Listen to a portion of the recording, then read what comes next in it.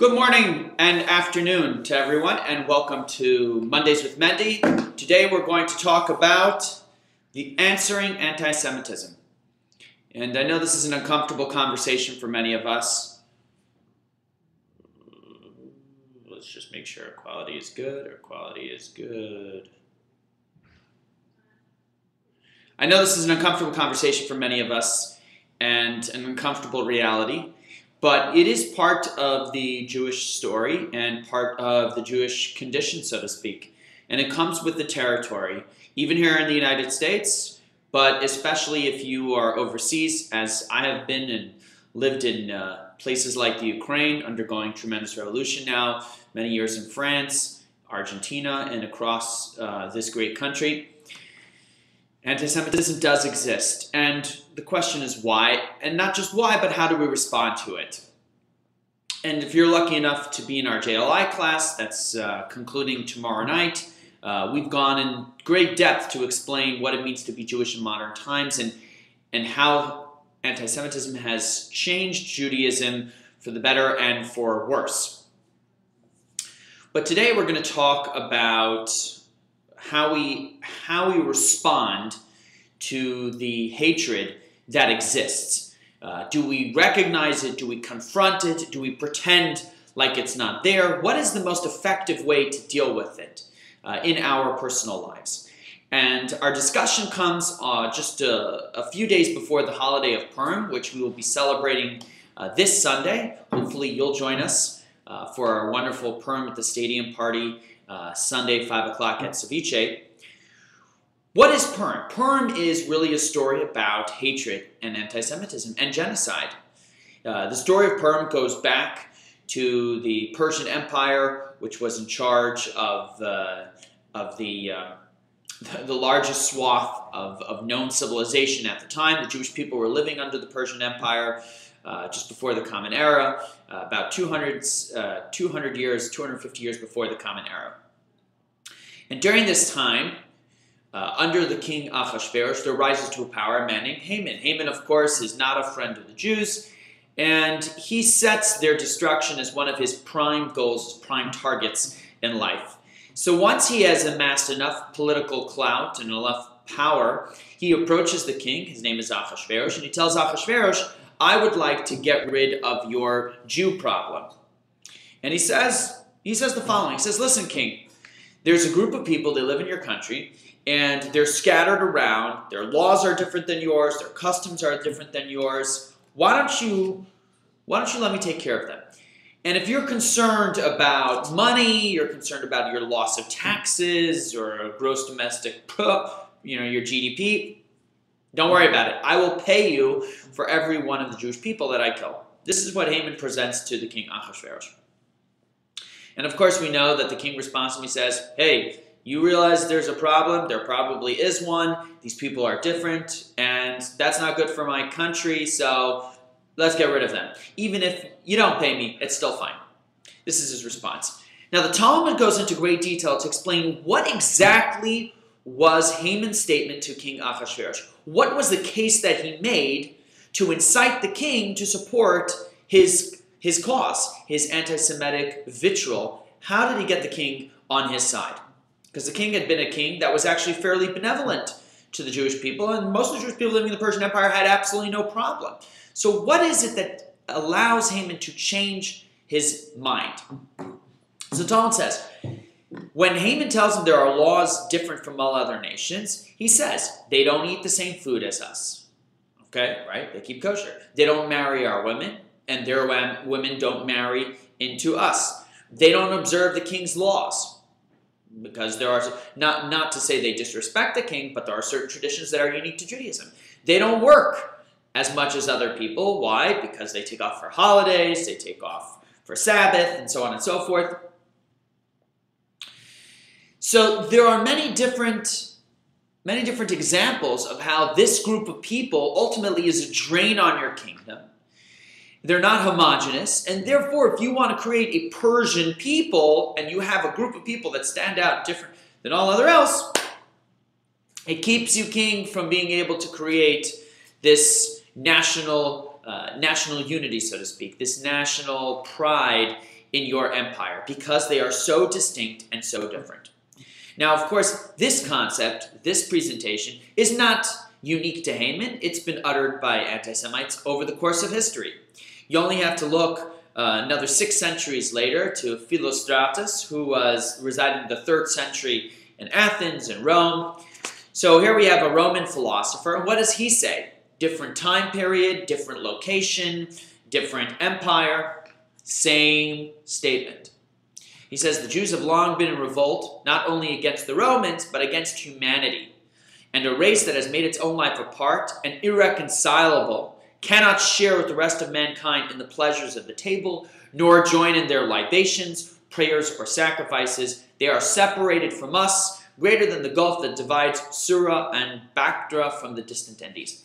So he says quite clearly, you know what they're guilty of? They don't do anything wrong necessarily, of being different. They're separate from us, and that's what gets us nervous. Here, it's 6 centuries later, in 300 AD, here's what we see. Here's what we see. Simply because they're different, this causes the frustration and the angst that Philostratus is talking about.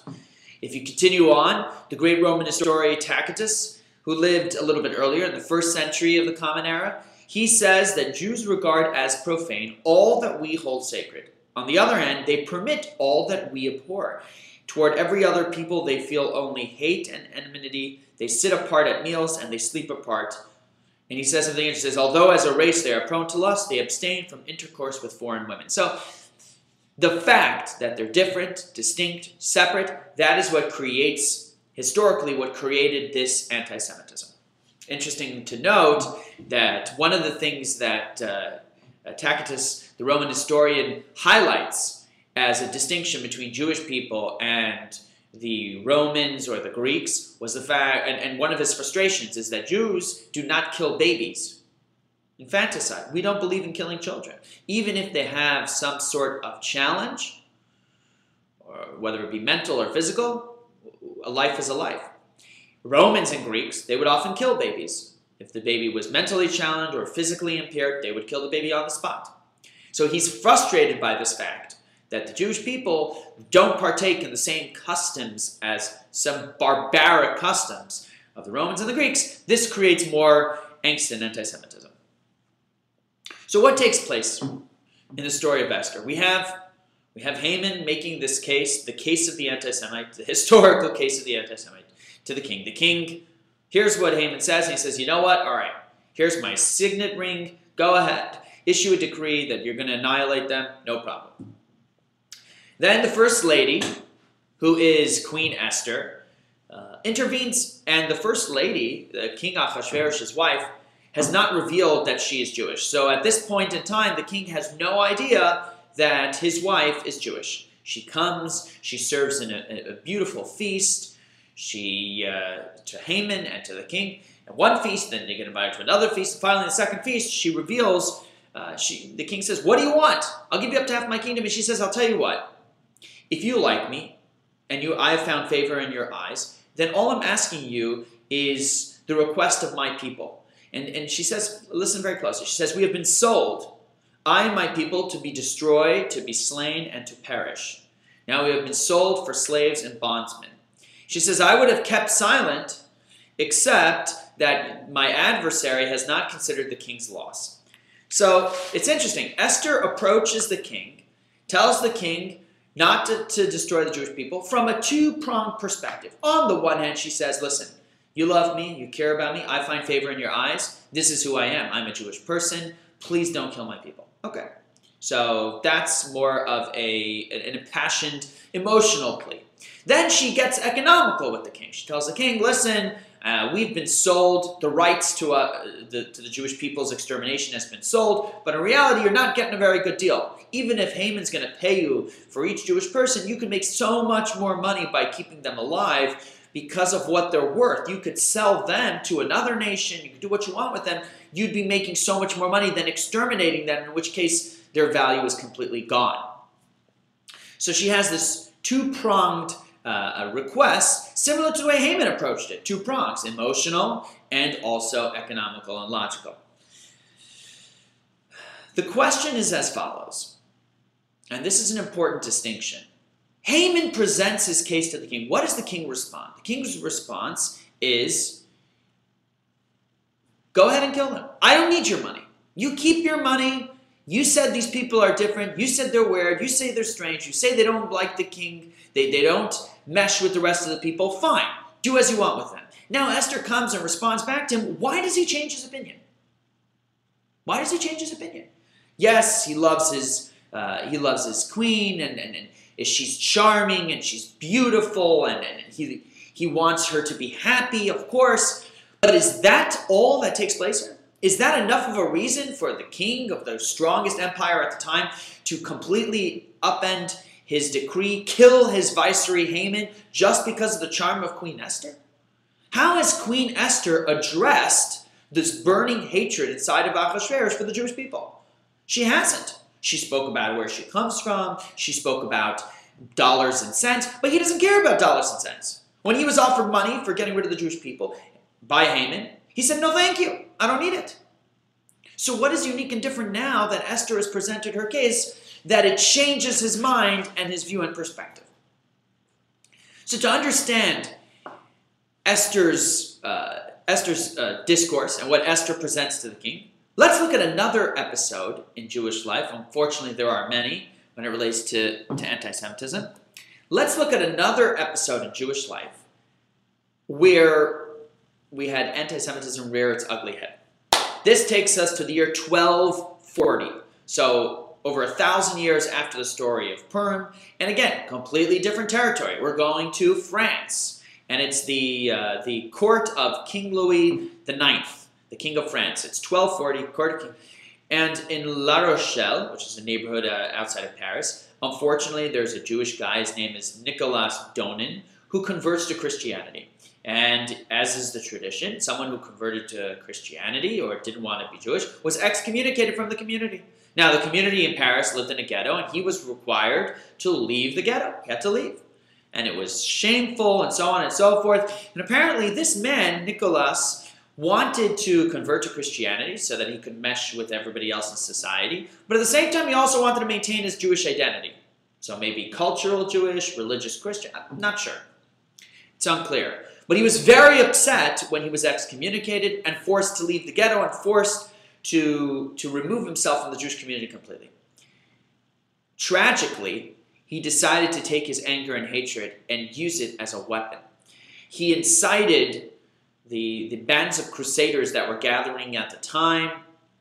He incites them to perpetuate massacres on the Jewish people in Brittany, in Poitou, and Anjou. Over 3,000 Jews are killed. Over 3,000 Jews are killed. All because this man was angry.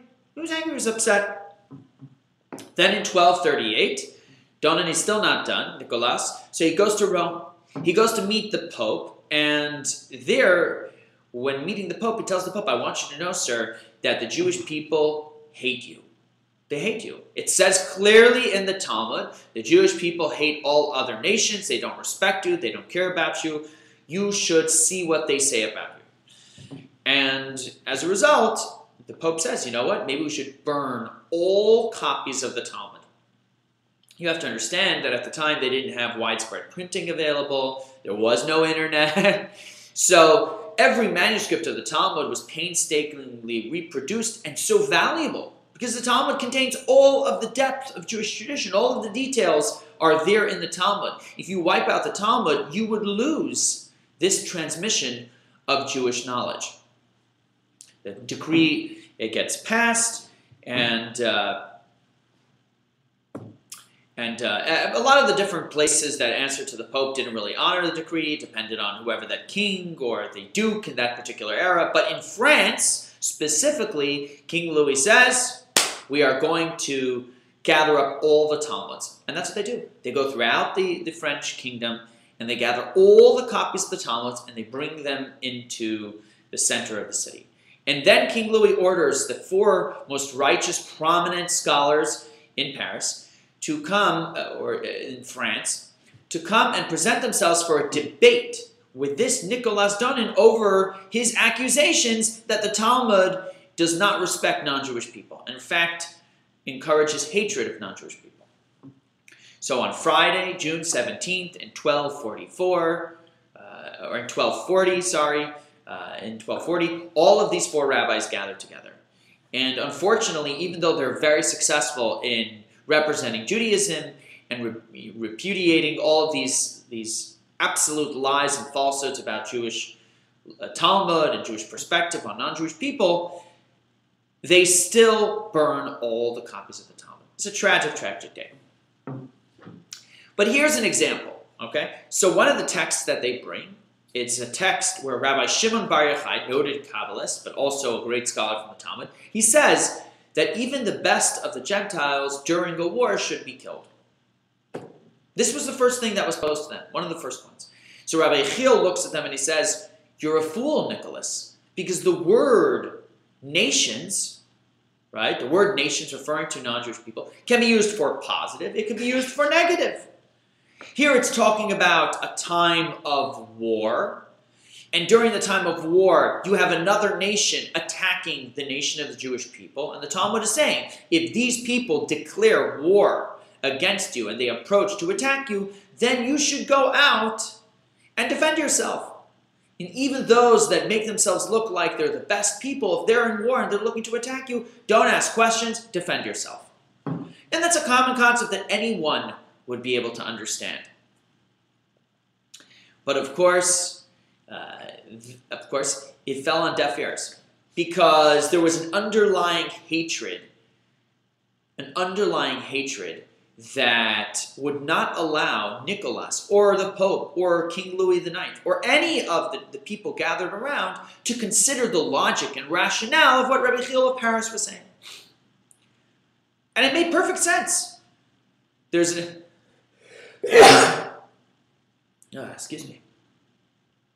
There's an interesting commentary that supports this theory, this translation.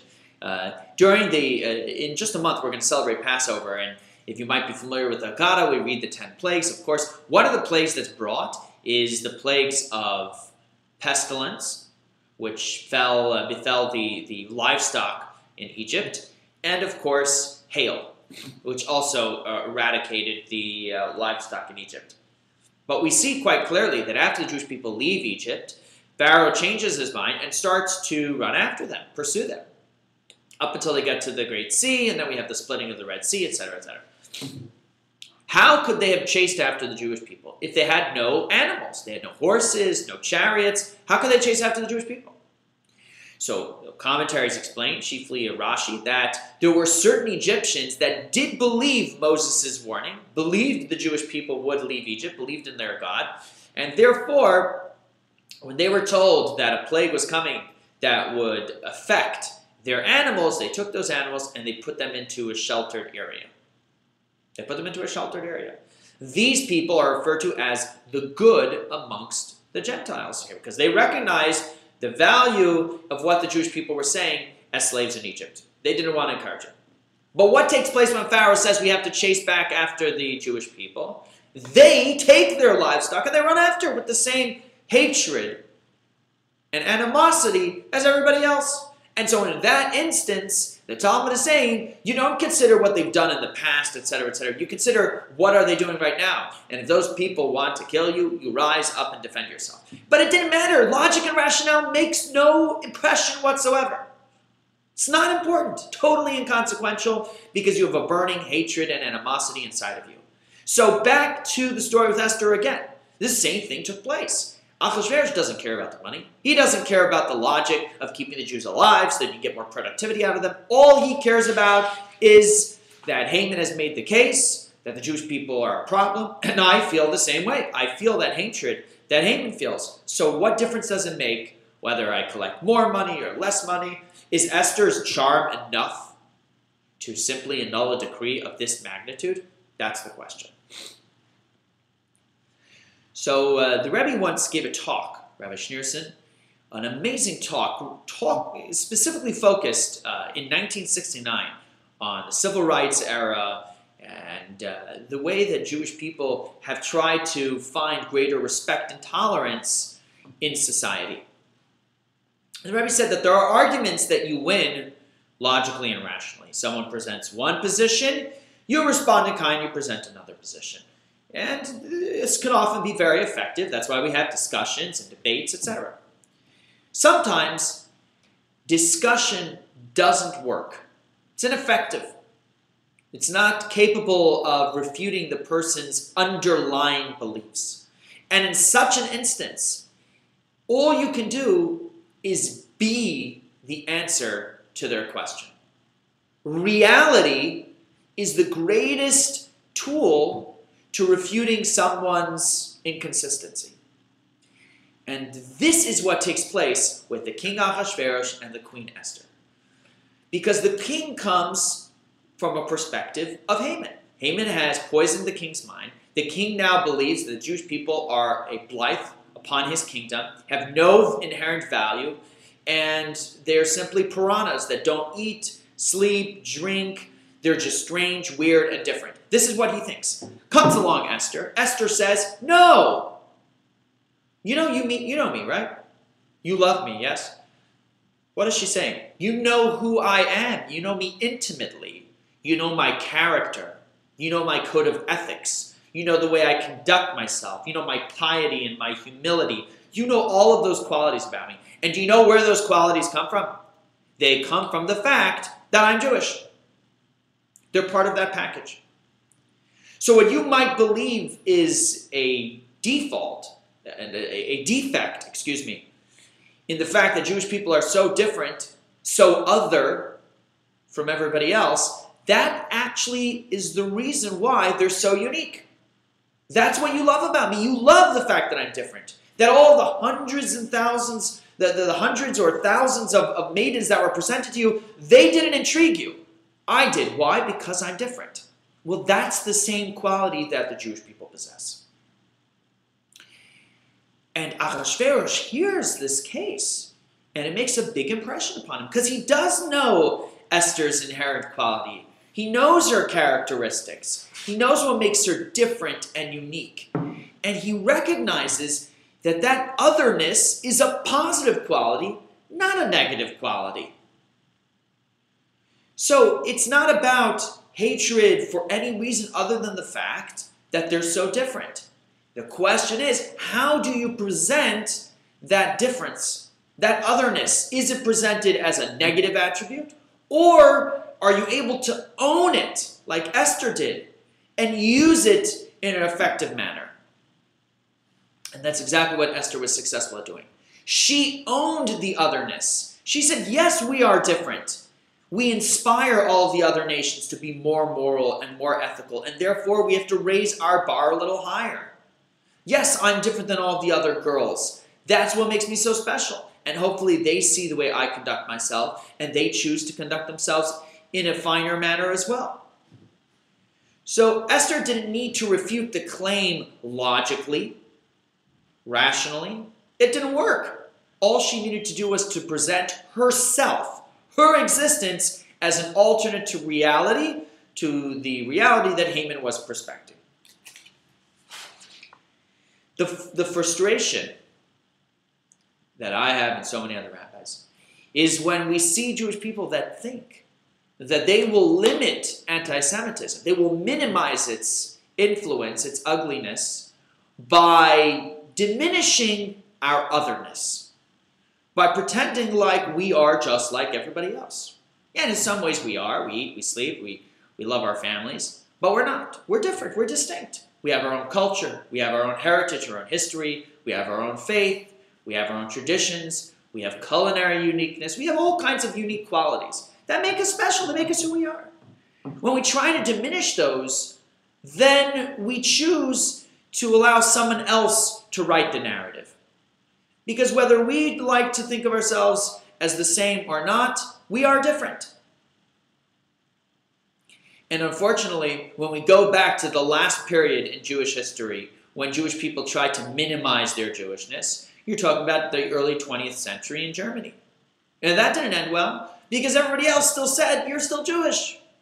Doesn't matter what you think. Doesn't matter how much you diminish it. That still defines who you are.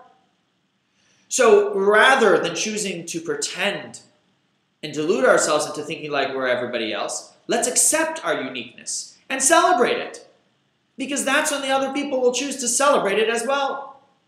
John Adams once wrote that the Hebrews have done more to civilize men than any other nation. Assume your position.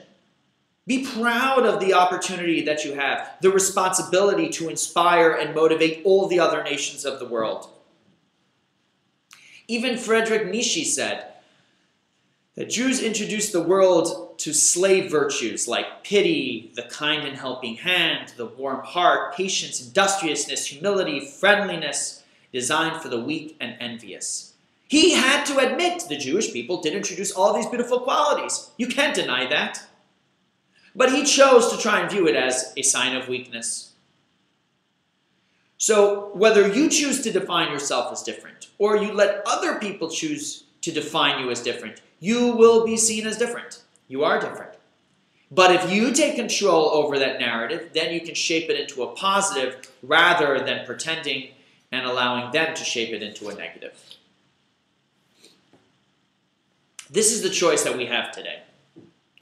And it's a very important choice, because how we choose to define ourselves, how we choose to raise and educate our children, will be the biggest impact into the future of the Jewish people.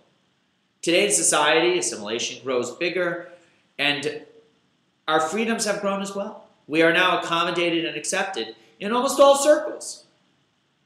So today, it's a choice to define yourself as different and distinct. They didn't have that choice during the story of Purim, but we do today. We have that choice. Now you have to ask yourself, are you going to accept your otherness and celebrate it? Be proud of what makes you different and distinct. Not better than anybody else, but different, unique. I'm no better than my 2 brothers and 2 sisters, but I am definitely very different than they are. And we all can accept that and appreciate that. Can you accept and appreciate your different and distinct qualities? It was once a noted Torah scholar named Reb Chaim Volozhin. And Rabbi Chaim once, he said in a profound statement about Jewish life and anti-Semitism. He said, if a Jewish person doesn't make Kiddush, right, when we begin the Shabbat or festivals, we usher in the holiness of the day. We make the day different and distinct. How do we signify that this day is different? By making Kiddush. Take a cup of wine, we make a blessing, and now we know this day, the next 24 hours, are a special day. Okay. So, Reb Chaim said, if a Jewish person doesn't make Kiddush, they don't define themselves different and distinct in their identity, in the way they live their life, and what they study, and what they practice. If they don't define themselves as different and distinct, then the rest of society will make Havdalah. What does that mean? Havdalah is the closing ceremony for those special holy days. So if you don't choose to define yourself and bring that definition into a positive manner, everybody else will still define you as different. But the difference is they will do it to minimize the holiness, minimize those special qualities, and use it as a negative against you. It has always been my experience. And this is same in the story of Esther. That when we stand tall and be proud of who we are, everybody else respects us. Because today people want men and women of quality, of conviction, of confidence. And that's what happened with King Ahasuerus. Why does he name Mordecai?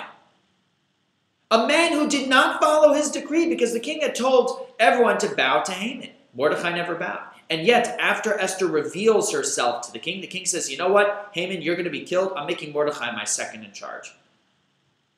Because he knew Mordecai, just like Queen Esther, a man of virtue, a man willing to stand up for what he believes in, someone with real character that doesn't bend and wave and wing because of the winds. Are you that person? If you are, then stand up and be counted. Be proud of who you are. And then everybody else will take notice. They will recognize that inner strength that you possess, and they will respect you for it. We can define ourselves as different for the positive or we can lean it to everybody else to see us as different for the negative. The choice is yours. As always, feel free to email me with any questions you might have about today's discussion. Our email address is askmendy@gmail.com, askmendy@gmail.com. Visit our website, which is under construction, but will be reopening brand new beautifully for all of our events at ChabadSouthTampa.com. And we hope to see you next Monday when we talk about why kosher is an important part of the human condition, why is it an important part of Jewish life. We'll talk about 3 perspectives on the Jewish diet. Again, reminder, this Sunday is Purim. Please buy your tickets to our amazing Purim at the Stadium on Facebook or online. We'll see you hopefully at the Seder in 5 weeks. Have a wonderful rest of the day.